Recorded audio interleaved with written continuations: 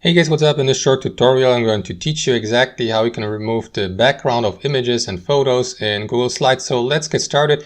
Now I would like to get rid of the background of that photo here, as you can see, and simply keep the silhouette of that person here without the entire background. So this is how you can do it, guys. Simply head over to Google search and type in the search something like BG or background remover and select one of the search entries below. For demonstration purposes, I'm going to use that one here by Pixel Cut. So what you want to do is click on upload image here. On the next page, click on that button to locate the image or photo on your device to upload it, and after that let the background remover do all the rest for you, just like that, and simply click on download here in the top right corner to download the image without the background. Head back to Google Slides, delete your previous version, of your photo or image, click on insert here at the top, click on image below and locate the file, your edited photo here on your device to upload it and place it here in your slide or on your slide. And that's basically it. Thanks for watching. Have a wonderful day.